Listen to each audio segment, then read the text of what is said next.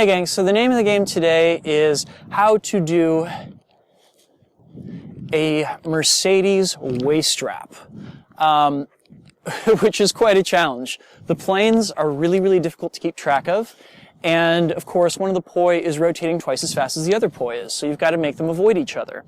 The good news is that we already have a lot of these basic building blocks underneath our belts. I've been putting a lot of videos out there in the past year that cover some of that ground, but still we're going to go ahead and build up to it, and I'm going to show you how the pieces all work. First and foremost, the review that we have to work on is pendulum versus triquetra, which, as I've noted before, is much easier performed as a weave than it is in a wall plane kind of place. Ooh, with just the two poi, which is actually phenomenally difficult because getting the two poi to avoid each other, especially over on that right-hand side, is quite a challenge. Now, as you're performing this as a weave, Jonathan Alvarez actually pointed this out to me 2 years ago after Kinetic. If you put enough momentum behind it, you can kick that pendulum poi upward into a Mercedes. So you can kind of turn this into a little bit of a weave, right?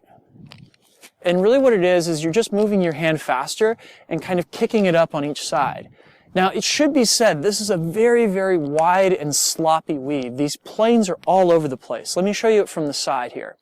So this is our normal kind of pendulum versus triquetra place. And now I'm going to kick it up into triquetra versus extension. And you'll note, it totally works as a reverse weave, a very wide reverse weave that is constantly threatening to hit me. But the other weird bit about it is that the two planes essentially are almost always in a V relationship to each other, kind of splaying away from each other. That's not a bad thing. It keeps them from hitting each other. But it does also make it very unstable on the front side of you if you're not careful. So how do we turn this into a waist strap then?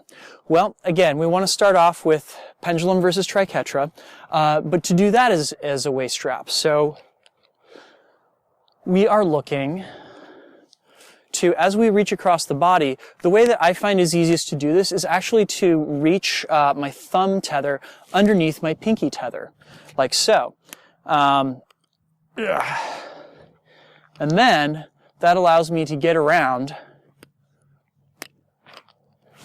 to be able to do the pendulum versus triquetra on the other side of my body. And of course, once again, the plane that the pinky end poi is on is just all over the place. The two are really splaying away from each other. Let me show you this from the side.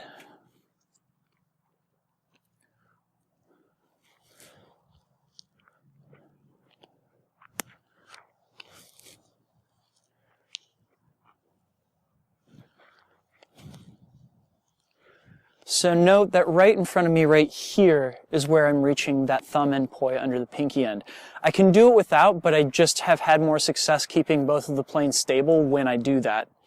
So again, how we get this to being a triquetra versus extension that is a Mercedes is we have to kick a little bit more momentum into it. Like so. Boom. So it's that same thing across the backside, wherein I'm looking to kind of push the poi with enough momentum that instead of just kind of like sitting there semi-uselessly, we kind of boom, pop it up, right? You can almost think of it as being similar to what happens when you're trying to start a one-handed butterfly from a dead stop, right? Like so. It feels much the same way. It's just that it's almost that you're pushing the planes away from you in some regards. Ooh. So to complete the thing, what you're looking to do is you're going to have a moment where you're bringing it up and over, going from the right side of your body to the left side of your body.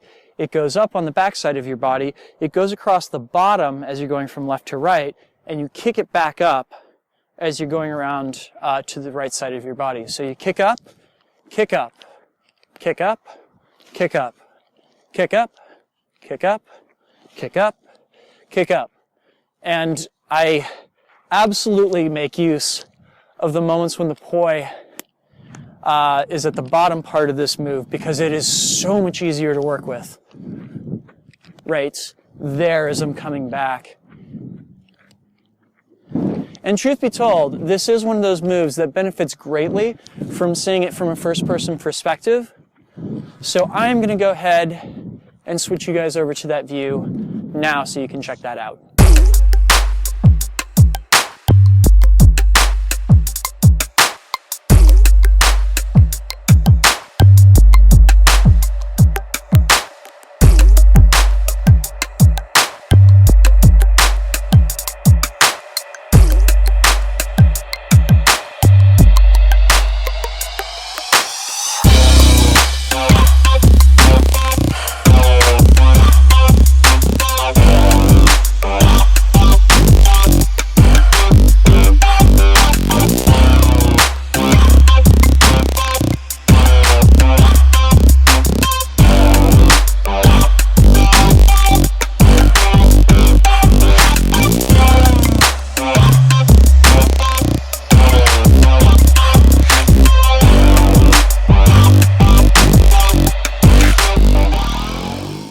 Cool, so I hope that helped.